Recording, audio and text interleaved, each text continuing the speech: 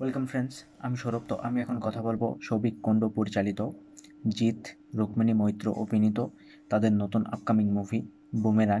তো আজকে কিন্তু ঈদ উপলক্ষে বুমেরাংয়ের নতুন একটা ফার্স্ট লুক পোস্টার নিয়ে আসা হয়েছে, যেখানে আমরা জিদ্দাকে একটা সুপার বাইকে বসে উড়তে দেখতে পাচ্ছি। তো পোস্টারটি কিন্তু আমার কাছে খুব বেশি যে ভালো লাগছে এমনটা না।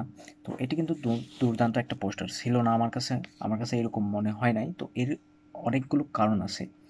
তো আমরা জানি যে বুমেরাং এটি কিন্তু জিদ্দার আপকামিং একটা প্রজেক্ট, এবং এই প্রজেক্টটা নিয়ে কিন্তু জিদ্দা যথেষ্ট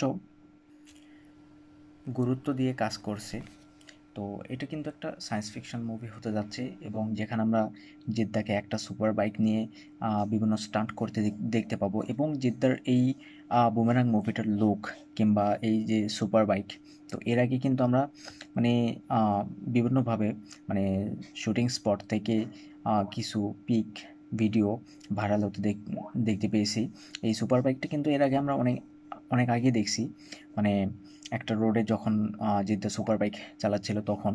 তো এই বাইকটা কিন্তু জিদ্দার মানে সুপার বাইক, এবং গল্পের স্বার্থে এই বাইকটা কতটুকু গুরুত্বপূর্ণ এটা কিন্তু আমরা বুঝতে পারতেছি, কারণ এই বাইক নিয়ে কিন্তু অনেক বেশি হাইপ, এবং বাইকটা নিয়ে আজকে পোস্টার চলে আসলো, এবং বাইকটা কিন্তু মানে দুর্দান্তভাবে ডিজাইন করা হয়েছে। বাইকটার পিছনে আমরা একটা ইঞ্জিন দেখতে পাচ্ছি, যার কারণে এই বাইকটা আকাশে ওড়ে, এবং এই বাইকের মধ্যে কিন্তু একটা সুপার পাওয়ার থাকবে। তো এই বাইকটা নিয়ে আমরা পোস্টারে দেখতে পাচ্ছি জিদ্দা আকাশে উঠতেছে, এবং কাউকে মানে সে হাত দিয়ে ধরার চেষ্টা করতেছে, এবং ব্যাকগ্রাউন্ডটা আমরা দেখতে পাচ্ছি হাওড়া ব্রিজ। তো পোস্টারটাকে খুব সুন্দরভাবে ডিজাইন করা হয়েছে, কিন্তু এখানে আমার প্রশ্ন হলো যে এখানে জিদ্দার যে লুক কিংবা বাইক যেভাবে পোস্টারটা ডিজাইন করা হয়েছে, তো এইটা আমার কাছে খুবই নর্মাল মনে হয়েছে, এবং মানে একটু কার্টুন টাইপের পোস্টার মনে হচ্ছে আর কি। হয়তো বা এটা অনেকেই খারাপ ভাববে, কিন্তু আসলে এটাই সত্যি। আমি যেটা সত্যি সেটাই বলতেছি, যে জিদ্দার একটা পোস্টার আসছে, সেটাকে আহামরি করে বলতে হবে কয়েকটা ভিউজ পাওয়ার জন্য, এমনটা না। আমার চ্যানেলে একটা সমস্যার কারণে ভিউজ কম আসতেছে। তো যাই হোক, পোস্টারটা কিন্তু খুব বেশি যে এক্সট্রা অর্ডিনারি ছিল এমনটা না। আমরা জানি জিদ্দার আগের যে মুভি ছিল মানুষের পোস্টারটা কিন্তু ডিসেন্ট ছিল, এবং উম, তার আগের যে মুভি চেঙ্গিসের পোস্টারটা কিন্তু দুর্দান্ত ছিল। চেঙ্গিসের বেশ কয়েকটা পোস্টার নিয়ে আসা হয়েছিল, পোস্টারগুলো কিন্তু প্রত্যেকের কাছে মানে অন্য লেভেলের ছিল, এবং চেঙ্গিসের যে হাইপ ছিল সেটা আলাদাই ছিল। বুমেরাং হাইপ মানে অনেকটাই কম সেই তুলনায়, কিন্তু এই মুভিটার যে গল্প বা যেভাবে মুভিটাকে বানানো হচ্ছে, তো বাংলাতে এইরকম মুভি আসলে হয় না, বা এর আগে হয়তো বা হয়নি। তো যার জন্য যেতে কিন্তু মানে খুবই গুরুত্বর সাথে এই মুভিটার সমস্ত কাজ করে যাচ্ছে।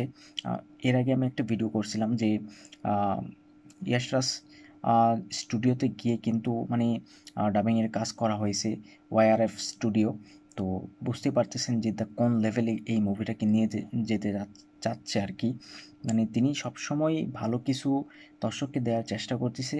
এখন দেখা যাক আসলে মুভিটাতে এই যে ভিএফএক্সের কাজগুলো, এটা কত দূর পর্যন্ত মানে ভালো হয়। যদিও আমি মানে প্রত্যেকটা দর্শককে বলবো যে বাংলাতে এরকম মুভি হ্যাঁ অবশ্যই দেখা উচিত।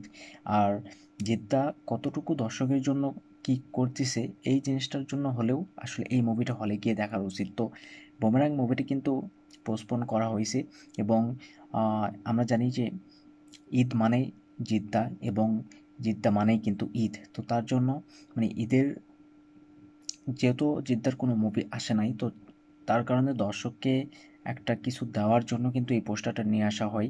এবং আমি বেসিক্যালি বলবো যে পোস্টারটা খুব কম সময়ে ডিজাইন করা হয়েছে, যার কারণে পোস্টারটা এরকম একটু মানে লাগতেছে। তো দেখা যাক পরবর্তী পোস্টারগুলো কিংবা টিজার ট্রেলার আসলে আসলে কেমন হয়, এবং গল্প সম্পর্কে আমরা কতটুকু জানতে পারি। আসলে এই মুভিটাকে নিয়ে আমি অনেক বেশি এক্সাইটেড এই মুভিটাকে দেখার জন্য।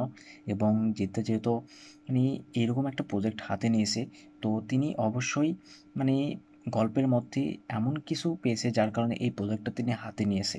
তো পোস্টারটা আমার কাছে মোটামুটি বেশ ভালো লাগছে, এবং সুপার বাইক নিয়ে আমি বেশি এক্সাইটেড। এবং যেভাবে জিদ্দা আকাশে উঠতেছে, মানে সুপার পাওয়ার মানে যে এই যে পাওয়ারের যে বিষয়টা, আসলে গল্পটা আমি সত্যি কিছু জানি না, কিন্তু আমি অনেক বেশি এক্সাইটেড। তো দেখা যাক আসলে কি হয়। আর এই পোস্টারটা আপনাদের কাছে কেমন লাগছে সেটা অবশ্যই কমেন্টে জানাবেন। ভিডিও ভালো লাগলে অবশ্যই একটা লাইক করবেন, শেয়ার করবেন আর এই চ্যানেলটা সাবস্ক্রাইব করবেন। ধন্যবাদ।